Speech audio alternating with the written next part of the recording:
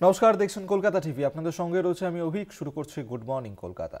162 দিনে বিচার পেল আরজি করের নির্যাতিতা। শিয়ালদা কোর্টে দোষী সাব্যস্ত civic volunteer Sanjay Roy. BNS এর 64, 66 এবং 103-এর 1 ধারায় দোষী সাব্যস্ত। ফাঁসানো হচ্ছে, আমি নির্দোষ, আদালতে দাবি সঞ্জয় রায়। সোমবার রায় ঘোষণা, যাবজ্জীবন নাকি মৃত্যুদণ্ড, নজর সেদিকেই। শিয়ালদা আদালতের 3 তলার 210 নম্বর কক্ষ। ঘড়িতে তখন ঠিক 2:15 এজলাসে বসলেন বিচারক অনির্বাণ দাস। আদালত চত্বরে তখন চাপ উত্তেজনা।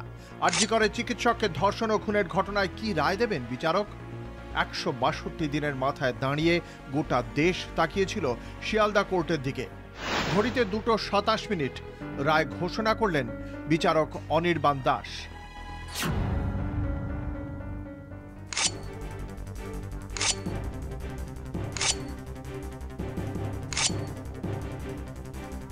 সালের 9 অগস্ট থেকে 18 জানুয়ারি টানা 5 মাসে জল গড়িয়েছে অনেক দূর। প্রথম থেকেই সিবিআই এর আতশকাচের তলায় ছিলেন সিভিক ভলান্টিয়ার সঞ্জয় রায়।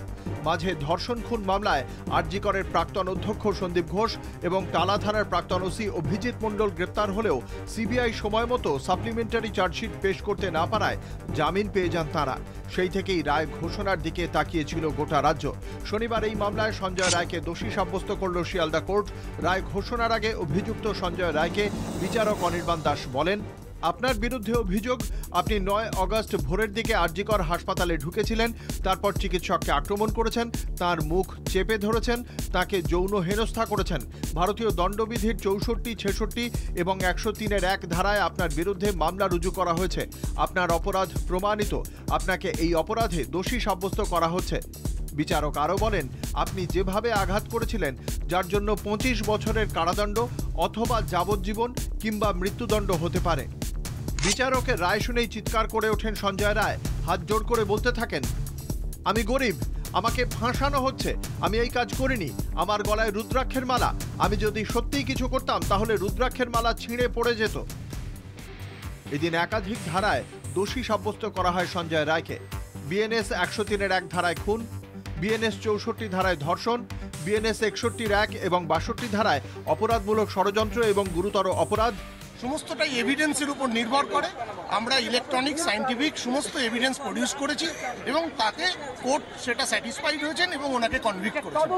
সাহেব উনি যেই রায়টা দিতে চলেছেন, যে জাজমেন্ট বা সেন্টেন্সিংটা দিতে চলেছেন, সেখানে উনি পরিষ্কারভাবে বলে দিয়েছেন উনি কতগুলো ভাগে সেটাকে ভাগ করেছে।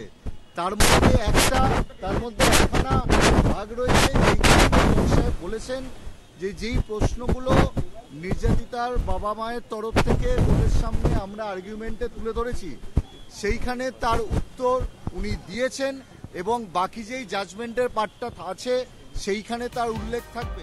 কোন কোন পয়েন্টের ভিত্তিতে রায় দিলেন বিচারক অনির্বাণ দাস?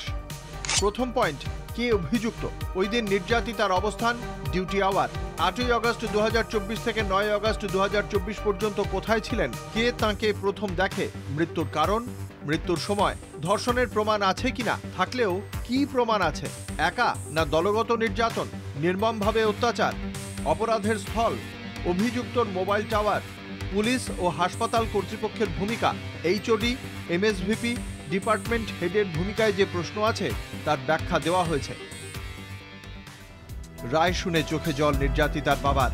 এজলাসে উঠে দাঁড়িয়ে হাত জোড় করে চোখের জলে বিচারককে ধন্যবাদ জানান নির্যাতিতার বাবা। বিচারক যেভাবে আমাদের এই ব্যাপারটাকে দেখেছেন, আমরা তার জন্য খুবই ওনার কাছে কৃতজ্ঞ। আমরা বিচারের যে প্রথম সিঁড়ি আজকে পার করেছি এবং তিনি যাতে আমাদের দ্বিতীয় সারিতে উঠতে পারি সেই ধরনের একটা জাজমেন্ট দেবেন এই বিশ্বাস আমাদের ছিল এবং তিনি সেটা আমাদের সামনে তুলে ধরেছেন এবং সংবাদ সেই জাজমেন্ট দেবেন। সঞ্জয় একাই দোষী নয়, ঘটনার পেছনে আরো অনেকের হাত রয়েছে।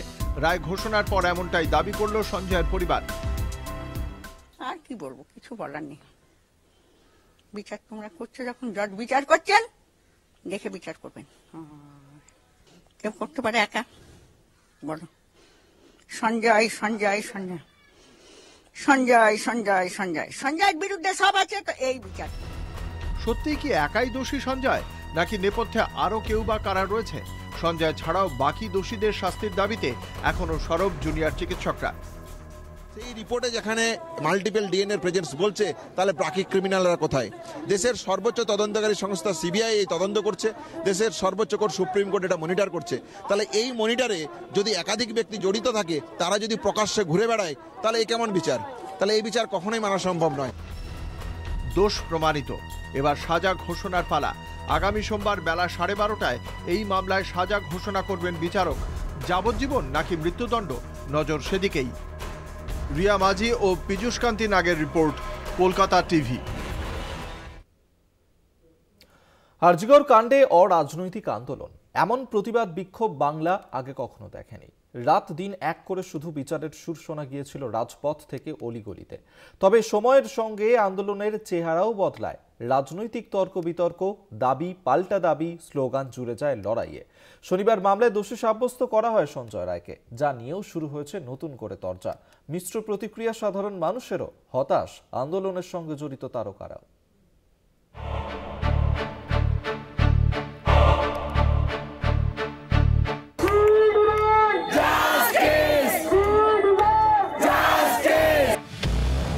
আগস্ট থেকে 18 জানুয়ারি, 5 মাস 9 দিন, 12 মিনিটেই রায়দান। আবেগ, উদ্বেগ, উত্তেজনা, বিক্ষোভ, আন্দোলন, কর্মবিরতি, ধর্ণা, অনশন, রাত দখল, প্রতিবাদ, স্লোগানের ঢেউ। 162তম দিনে অপেক্ষার অবসান। আরজি করে অন ডিউটি মহিলা চিকিৎসককে ধর্ষণ ও খুনের ঘটনায় দোষী সাব্যস্ত civic volunteer Sanjay Roy. 9 August, ঘটনার দিন থেকেই রাজপথে বিচার চেয়ে জনজোয়ার নামে। অরাজনৈতিক নিঃস্বার্থ আন্দোলনে বারবার রাজনৈতিক রং মিশে যায়। কে দোষী, কবে বিচার, এই প্রশ্নের চাইতে পাল্লা ভারী হতে থাকে রাজনৈতিক স্লোগানের। অবশেষে শনিবার শিয়ালদা কোর্টে রায় ঘোষণা, দোষী সাব্যস্ত সঞ্জয় রায়। সোমবার সাজা ঘোষণা। কি বলছে রাজনৈতিক মহল? দোষী সাব্যস্ত সঞ্জয় রায়, রাজনৈতিক মহলে অ্যাকশন রিঅ্যাকশন। এটা প্রমাণ হলো যে আরজি করে 24 ঘন্টার মধ্যে কলকাতা পুলিশ যাকে গ্রেফতার করেছিল সেই গ্রেফতারি একদম সঠিক ছিল এবং কলকাতা পুলিশের তদন্ত, গ্রেফতার, অনুসন্ধানের অভিমুখ একেবারে ঠিক ছিল। এটা কিন্তু বিচারটাকে কমপ্লিট করতে হবে। এটা একটা আংশিক বিচার এবং একটা শুরুটা ভালোই হলো, কিন্তু এর অনেকটা এগোতে হবে। আমি মনে করি ইনভেস্টিগেটিং এজেন্সি, জুডিশিয়ারি, তাদেরকে এটা দেখা উচিত। আমরা আজকে আরও খুশি হতাম যদি সন্দীপ ঘোষ এবং বিনীত গোয়েলকে অ্যাকিউজড ঘোষণা করতেন হাইকোর্ট। আপনি ক্লাস 6-এর ছেলেকে জিজ্ঞেস করুন এই ভাবনা কি হবে, চারিদিক ঘটনা শোনার পর সঞ্জয় হবে, অন্য কাউকে তো খুঁজে বার করেনি সিবিআই। এটা সিবিআই চূড়ান্ত ব্যর্থতা। কিন্তু এই সাজা ঘোষণার মধ্যে কোনো বিশেষ কৃতিত্বের কিছু। কখনো রাত দখল তো কখনো মানববন্ধন, অরন্ধন। বিচার চেয়ে এক সুর এক স্রোতে ভেসেছিল রাজ্য তথা দেশ। এই লড়াই, এই আন্দোলন ছিল জনসাধারণের। শনিবার কোর্টের বাইরের রায়ের অপেক্ষায় অগুন্তি মানুষের ভিড় জমে। আদালতের রায়ে কতটা খুশি তারা? অগুন্তি মানুষের আন্দোলন, দীর্ঘ অপেক্ষার পর রায়। সঞ্জয় রায় একা এটা করতে পারেন না। আমরা জনতা এত বোকা নই, এত এভিডেন্সেস, ডাক্তাররা নয় খালি, আমরা জনতারাও আছে। এটা পুরো জনতার আন্দোলন, এটা ডাক্তারদের আন্দোলন বললে ভুল হবে। এই রায়ে আমরা খুশি নই। যতদিন না পর্যন্ত ন্যায় বিচার পাওয়া যাচ্ছে আমরা এই আন্দোলনে আছি, আন্দোলনে থাকবো। মানুষের বিচার ব্যবস্থার প্রতি আস্থা একদম শেষ করে দিচ্ছে। আগামী দিন আর থাকবে না। জনগণ যেদিন এর বিরুদ্ধে গিয়ে যখন আইন তৈরি করবে তখন পুরো উল্টো হয়ে যাবে। তখন আইনের কোনো আইনই কাজ করবে না, জনগণের আইনের কাজ করবে। তখন বিচার পাওয়ার জন্য এতদিন সময়টা লাগাটা মোটেও উচিত নয়। যখন দেখা গেল যে 24 ঘন্টার মধ্যে তাদেরকে ধরে নিচ্ছে পুলিশ, তারপরে তাদের বিচারের জন্য এতদিন ধরে অপেক্ষা করা, এটা একেবারেই গ্রহণযোগ্য নয়। আমরা কামনা করি আরো যারা যুক্ত আছে প্রত্যেককেই যেন শাস্তির আন্ডারে না। সাধারণ মানুষ, ডাক্তারদের সঙ্গে ভিড়ে মিশে বিচারের স্লোগান তুলেছিল টলিউড তারকারাও। শনিবার আরজিকর কাণ্ডের রায় ঘোষণার পর কি বলছেন তারা? তারকা তরজা। উনি একা তো এই কাজটা করেননি, বাকি যারা করেছেন তারা কবে তাদেরকে কবে হাজতবাস করানো হবে এবং তাদের রায় আমরা কবে শুনতে পাবো? যদি এমনটাই হতো যে তিনি একমাত্র দোষী, তাহলে 48 ঘন্টা পর আর কোনো আন্দোলন হতো না, কেউ রাস্তায় নামতো না। এটা আরো অনেক দূর গড়াবে এবং আরো অনেক তথ্য উদ্ঘাটিত হবে। আপাতত সত্যি আমার মনে হয় যে কিছুটা হলেও হয়তোবা যারা সব থেকে বেশি সাফার করেছেন, আমরা তো শুধু কথাই বলছি, কিন্তু যে পরিবার, যে বাবা মা, তাদের হয়তো কিছুটা হলেও একটা হয়তো তারা হয় না যে অন্ধকারের মধ্যে অন্তত একটা আলোর দিশা হয়তো তারা পেলেন। তারিখের পর তারিখ, তবু বিচার মিলছিল না। আন্দোলনের পর আন্দোলনে উত্তাল হয়েছিল দেশ। শনিবার ছিল সেই আন্দোলনের ফল প্রকাশ। সুবিচার কি মিলল? আন্দোলনকারীদের একাংশের মুখে হাসি থাকলেও একাংশের মুখে হতাশা। রায়ের পর এবার সাজার অপেক্ষা। শুভঙ্কর মণ্ডল ও শাশ্বতী রায়ের রিপোর্ট, কলকাতা টিভি। 162 দিনের মাথায় রায় ঘোষণা। খুশি নয় আন্দোলনকারী ডক্টরস ফোরাম। শিয়ালদা আদালত চত্বর থেকে মৌলালী পর্যন্ত মিছিল। এদিনও স্লোগান, উই ওয়ান্ট জাস্টিস। তদন্তের পরতে পরতে অসঙ্গতির দাবি অনিকেত দেবাশিসদের। কেমন বিচার? তাহলে এই বিচার কখনোই মানা সম্ভব নয়। 9 অগস্ট থেকে 18 জানুয়ারি টানা 162 দিনের লড়াই। অপরাধের দিন থেকে রায় ঘোষণার দিনেও একই স্লোগান, উই ওয়ান্ট জাস্টিস।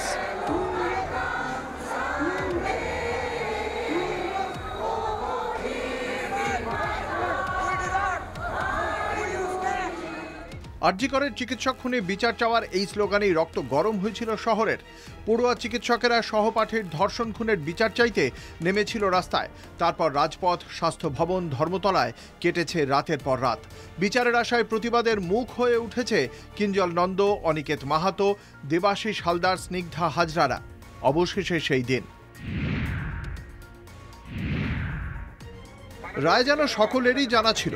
দুপুর 2:30-টে আরজিকর কাণ্ডের রায় থাকলেও সকাল থেকেই গমগমে, আপাত শান্ত শিয়ালদা কোর্ট চত্বর। বাংলা পক্ষ, ছোট বড় সংগঠনের পাশাপাশি ছিলেন সাধারণ মানুষও। অপেক্ষায় ছিল আন্দোলনকারী জুনিয়র ডক্টরস ফ্রন্টের সদস্যরাও। যেন আনুষ্ঠানিকভাবে রায় শোনার অপেক্ষা। রায় জানার সঙ্গে সঙ্গেই ক্ষোভে ফেটে পড়েন অনিকেত দেবাশিসরা। বিচারের নামে প্রহসন ছাড়া কিছু বলা যায় না। যে সঞ্জয় রায়কে দোষী সাব্যস্ত করা হয়েছে তার বিরুদ্ধে বায়োলজিক্যাল এভিডেন্স রয়েছে, হ্যাঁ, তাকে শাস্তি দেওয়া হোক। কিন্তু আর কারা, আর কে? সঞ্জয় রায় ছাড়া আর কারা? আমরা শুরুর দিন থেকে বলেছি এই ঘটনায় একাধিক ব্যক্তি জড়িত থাকার সম্ভাবনা। রায়দানের পর এই দিনও একাধিক প্রশ্নের সরব প্রতিবাদী চিকিৎসকরা। প্রথম থেকেই আন্দোলনকারী ডাক্তাররা সিবিআই এর তদন্ত প্রক্রিয়া নিয়ে সন্দেহ প্রকাশ করছিলেন। ঘটনার সঙ্গে একাধিক ব্যক্তির যুক্ত থাকার দাবিও করে আসছিলেন আন্দোলনকারীরা। সন্দীপ ঘোষ, অভিজিৎ মণ্ডলের বিরুদ্ধে সাপ্লিমেন্টারি চার্জশিট এখনও কেন দেওয়া হচ্ছে না? ফরেন্সিক রিপোর্টে পরিষ্কার, সঞ্জয় রায় ছাড়াও আরও অনেকে এর সঙ্গে যুক্ত। কেন তাদেরকে আড়াল করার চেষ্টা হচ্ছে? একাধিক ব্যক্তি যদি থাকে তাদেরকে অ্যারেস্ট করা, এবং এই ঘটনাকে কেন্দ্র করে যে ইনভেস্টিগেশন টেম্পার, এভিডেন্স ডিস্ট্রাকশন এবং ইনভেস্টিগেশন হাসাপ করার প্রশ্ন এসেছে, তাহলে এই প্রশ্নের ক্ষেত্রে সাপ্লিমেন্টারি যে চার্জশিট দেওয়ার প্রশ্ন, সেই চার্জশিট দিন। তাদের বিরুদ্ধে ক্রিমিনাল প্রসিডিং শুরু করুন।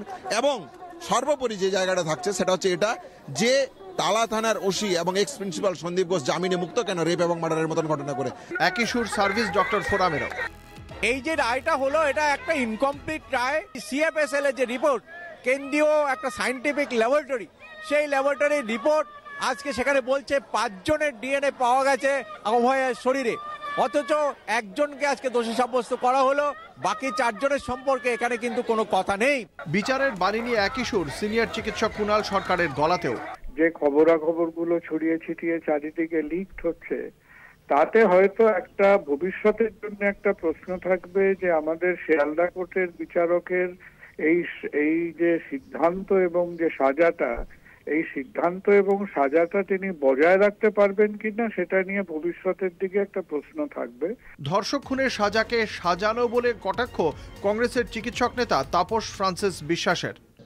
It's a travesty of justice. এই কারণে বলবো যে হ্যাঁ, সঞ্জয় রায় হতেই পারে, he might be the culprit, কিন্তু আরও অনেকেই ছিল এবং তাদেরকে সিবিআই, এখনো জানি না কবে ইনভেস্টিগেশন শেষ হবে সিবিআই তাদেরকেও পিকচারে আনেনি। রায় ঘোষণা হতেই ফের প্রতিবাদে জুনিয়র ডাক্তাররা। ধৃত সঞ্জয় রায় দোষী সাব্যস্ত হলেও অপরাধী যে আরও অনেকে, সেই দাবি আন্দোলনকারীদের। সোমবার সাজা ঘোষণা। আপাতত সেদিকেই তাকিয়ে গোটা দেশ। শাশ্বতী রায় ও সত্যসুন্দর ভট্টাচার্যের রিপোর্ট, কলকাতা টিভি। আরজিকর ধর্ষণ খুনে দোষী সঞ্জয় কলকাতা পুলিশের হাতে গ্রেফতার হয়। কলকাতা পুলিশের তদন্তের ওপর ভিত্তি করেই সিবিআই এর চার্জশিট। সঞ্জয়ের বিরুদ্ধে যাবতীয় তথ্য প্রমাণ জোগাড় করেছিল পুলিশে। তথ্য প্রমাণ লোপাটের কোনো প্রমাণ পেল না সিবিআই। নৃশংস হত্যাকাণ্ড, প্রতিবাদ, বিক্ষোভ, মিছিল, অবস্থান, আন্দোলন, অনশন 5 মাস 9 দিন। শনিবার শিয়ালদা আদালতে দোষী সাব্যস্ত সিভিক ভলান্টিয়ার সঞ্জয় রায়। আমি কিন্তু আরজিকর ধর্ষণ খুনের একদিনের মধ্যে সিভিক ভলান্টিয়ার সঞ্জয় রায়কে গ্রেপ্তার করে কলকাতা পুলিশ। এরপরই পুলিশে পরের পর অনাস্থা, তদন্তভার চলে যায় সিবিআই এর হাতে। আমার কাছে যখনই কলকাতা পুলিশ কমিশনার খবরটা দেয়, আমি সঙ্গে সঙ্গে তাকে বলি যে এটা খুব নক্কারজনক ঘটনা এবং খুবই বেদনাদায়ক ঘটনা।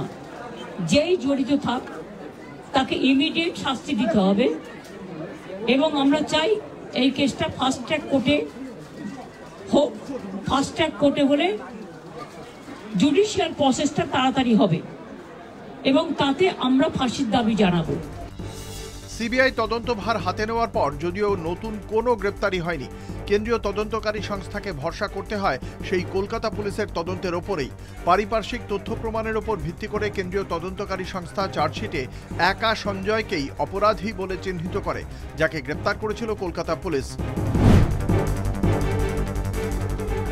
কলকাতা পুলিশের পর সিবিআই তদন্তেও অসন্তোষ প্রকাশ করেন আন্দোলনকারীরা। সিবিআই তদন্তে ভরসা রাখতে না পেরে নতুন তদন্ত দাবি করে নির্যাতিতার পরিবার। আদালতে সিবিআই এর বিরুদ্ধে মিথ্যাচারের অভিযোগও তোলা হয়। সুপ্রিম কোর্ট আমাদের জন্য কিছু করবে না, এটা আমরা ভালোই বুঝে গেছি। আমরা এখন মিনিট সেকেন্ড করে দিন গুনি। সিবিআই যেমন বলছে যে আমরা সবসময় বাড়ির লোকে মা বাবার সঙ্গে যোগাযোগ রাখছি, আমরা তো কোনো কিছুই জানি না, আমরা তো কিছুই জানতে পারি না পরিস্থিতি কি ব্যাপার। এবং ওরা বলেছিল, সিবিআই বলেছিল আগে থেকে যে চার্জশিট যখন আমরা দেবো তখন আপনাদের সঙ্গে কথা বলেই চার্জশিট দেবো, কিন্তু আমাদের তাও জানানি শিয়ালদা করে চার্জশিট জমা দিয়েছি। বিচার ব্যবস্থার উপরেই ধোঁয়াশার মধ্যে আছি। কিন্তু কোন কোন তথ্য প্রমাণের ওপর ভিত্তি করে সঞ্জয়কে অপরাধী বলেছে কেন্দ্রীয় তদন্তকারী সংস্থা? 1. ঘটনার রাতে ইমার্জেন্সি বিল্ডিং এর 4 তলায় সিসিটিভিতে দেখা গিয়েছে সঞ্জয়কে। 2. মোবাইল টাওয়ার লোকেশন অনুযায়ী ঘটনার সময় সঞ্জয় আরজি করেই ছিলেন। 3. নির্যাতিতার শরীরে সঞ্জয়ের ডিএনএ। 4. সঞ্জয়ের জিন্স ও জুতোয় নির্যাতিতার রক্ত। 5. অপরাধস্থলে উদ্ধার হওয়া চুল সঞ্জয়ের। 6. অপরাধস্থলে উদ্ধার সঞ্জয়ের ব্লুটুথ হেডফোন। 7. আরজি করে ধর্ষণ খুনের সময় থেকে সঞ্জয়ের শরীরের টাটকা ক্ষত। 8. সঞ্জয়ের শরীরে ধস্তাধস্তিতে আঘাতের চিহ্ন। 9. নির্যাতিতার পোশাক বলপূর্বক ছেঁড়ার প্রমাণ ইত্যাদি নানা তথ্য প্রমাণ থেকে কলকাতা পুলিশ ও সিবিআই দুই তদন্তেই সঞ্জয়কে অপরাধী হিসেবে চিহ্নিত করা হয়। এখানেই উঠছে প্রশ্ন, যদি কলকাতা পুলিশের তদন্তেই শিলমোহর দিতে হয় তবে সিবিআইকে দিয়ে পৃথক তদন্তে কোন বাড়তি সুবিধা? কেন পুলিশের গ্রেপ্তারের বাইরে আর কাউকে গ্রেপ্তার করা গেল না? এত অভিযোগ সত্ত্বেও কেন কলকাতা পুলিশের বিরুদ্ধে তথ্য প্রমাণ লোপাটের কোনো প্রমাণ জোগাড় করতে পারল না সিবিআই? সন্দীপ ঘোষ, অভিজিৎ মণ্ডলদেরই বা গ্রেপ্তার করা হলো কেন? কেন গ্রেপ্তারের পরেও সন্দীপ অভিজিতের বিরুদ্ধে চার্জশিট দিতে পারল না সিবিআই? এই যে চার্জশিট, এই চার্জশিটে সঞ্জয় রায়ের বিরুদ্ধে যে চার্জ গঠন হয়েছে, যে তথ্য প্রমাণের উপর ভিত্তি করে, যাতে circumstantial evidence, electronic evidence, biological evidence, সেগুলো বেশিরভাগ কলকাতা পুলিশেরই কালেক্ট করা। আপনার কলকাতা পুলিশকে বাহবা দিতে হলে দিন, তাতে অসুবিধা নেই, কিন্তু কলকাতা পুলিশ হচ্ছে বাকি যে প্রশ্নগুলোর জবাব দিন, তাহলেই তো হবে। যে তথ্য প্রমাণ লোপাট হয়েছে, যেটা সিবিআইও বলেছে সুপ্রিম কোর্টে, তার যে প্রমাণ হচ্ছে কলকাতা পুলিশ উত্তর দিক। আপনি কি মনে করেন না যে 162 দিনে তথ্য প্রমাণ লোপাটের কোন তথ্য প্রমাণ লোপাটের তথ্য প্রমাণ কেন সিবিআই হাজির করতে পারলো না? আরজিকর কাণ্ডে দোষী সাব্যস্ত সঞ্জয় কলকাতা পুলিশেরই গ্রেপ্তার। কলকাতা পুলিশের তদন্তের ওপর দাঁড়িয়েই সিবিআই চার্জশিট। পুলিশের গ্রেপ্তারি থেকে সঞ্জয়ের দোষী সাব্যস্ত হওয়ার মাঝের সময়টা কি তাহলে স্রেফ সময়ের অপচয়? কলকাতা টিভি। মাটিগাড়া, তিলজোলা, জয়নগর ধর্ষণ ও খুনের ঘটনায় সর্বোচ্চ সাজা পেয়েছে দোষীরা। আদালতের নজিরবিহীন রায় ঝড় তুলেছে রাজ্য জুড়ে। তালিকায় রয়েছে কোন কোন ঘটনা, দেখুন প্রতিবেদন। ধর্ষণ, নির্যাতন, খুন, নৃশংস থেকে নৃশংসতম ঘটনার সাক্ষী থেকেছে এ রাজ্য। 2024 সালেও এই ধরনের মর্মান্তিক ঘটনার নজির নেহাত কম ছিল না। কোনো ঘটনার সাজা ঘোষণা হয়ে গিয়েছে, আবার কোনো ঘটনার বিচার এখনো চলছে। গত বছর থেকে এবছর পর্যন্ত কোন কোন মর্মান্তিক ঘটনার সর্বোচ্চ সাজা ঘোষণা হয়েছে তালিকায় রয়েছে একাধিক ঘটনা। 7ই সেপ্টেম্বর 2024 দার্জিলিংয়ের মাটিগাড়ায় স্কুল ছাত্রীকে ধর্ষণ ও খুনের ঘটনায় অপরাধীকে মৃত্যুদণ্ডের সাজা ঘোষণা করে শিলিগুড়ি আদালত। 2023 সালের 21শে আগস্ট মাটিগাড়ায় জঙ্গলের ভিতর একটি পরিত্যক্ত ঘরে ধর্ষণ করা হয় একাদশ শ্রেণীর এক ছাত্রীকে। ইট দিয়ে থেতলে দেওয়া হয় মুখ। ওই ঘটনায় মোহাম্মদ আব্বাস নামে এক ব্যক্তিকে ফাঁসির সাজা শোনায় আদালত। 26শে সেপ্টেম্বর 2024 তিলজলায় 7 বছরের শিশুকে যৌন নির্যাতন করে খুন করার ঘটনায় অভিযুক্তকে ফাঁসির সাজা শোনায় আলিপুরের বিশেষ পক্সো আদালত। 2023 সালের মার্চ মাসে এই মর্মান্তিক ঘটনাটি ঘটে। এই মামলাটিকে বিরলের মধ্যে বিরলতম আখ্যা দেয় আদালত। 28শে নভেম্বর 2024 সারা ফেলে দেওয়া হুগলির বিষ্ণুমাল হত্যা মামলায় 8 জন দোষীর মধ্যে 7 জনকে ফাঁসির সাজা দেয় চুঁচুড়া আদালত। একজনকে 7 বছরের কারাদণ্ড দেওয়া হয়। 2020 সালের 1 অক্টোবর চুঁচুড়ার বিষ্ণুকে বাড়ির সামনে থেকে তুলে নিয়ে গিয়ে নৃশংসভাবে হত্যা করা হয়। 6 ডিসেম্বর 2024 62 দিনের মাথায় জয়নগর খুন ও ধর্ষণ কাণ্ডে ফাঁসির সাজা ঘোষণা। 2024 অক্টোবর মাসে নাবালিকা ধর্ষণ ও খুনের ঘটনার সাক্ষী ছিল দক্ষিণ 24 পরগনার জয়নগর। সেই ঘটনায় দোষী মুস্তাকিন সর্দারের ফাঁসির সাজা ঘোষণা করে বারুইপুরের additional district session fast track court. 13 December 2024 ঘটনার 59 দিনের মাথায় ফরাক্কায় নাবালিকা ধর্ষণ ও খুনকাণ্ডে দোষী সাব্যস্ত হয়েছিলেন দীনবন্ধু হালদার ও শুভজিৎ হালদার। ঠিক তার একদিন পর উভয় দোষীর সাজা ঘোষণা করে জঙ্গিপুর অতিরিক্ত জেলা জজ কোর্ট। ফাঁসির সাজা দোষী সাব্যস্ত দীনবন্ধু হালদারের, যাবজ্জীবনের সাজা শুভজিৎ হালদারের। 23 ডিসেম্বর 2024 হাতের শিরা গলার নলি কেটে বাবা মা এবং বোনকে নৃশংসভাবে খুন করেছিলেন যুবক। বছর 3 আগে হুগলির ধনিখালির সেই ঘটনায় দোষী সাব্যস্ত হওয়া প্রমথেশ ঘোষালকে ফাঁসির সাজা শোনায় চুঁচুড়া আদালত। 17 জানুয়ারি 2025 গুড়াপে শিশুকন্যা ধর্ষণ খুনে ফাঁসির সাজা শোনায় আদালত। দোষী অশোক সিংকে ফাঁসির নির্দেশ আদালতের। 54 দিনের মাথায় সাজা ঘোষণা চুঁচুড়া পক্সো আদালতের। এবছর শুরু থেকেই আরজিকর মামলার রায়ের দিকে তাকিয়েছিল গোটা রাজ্য।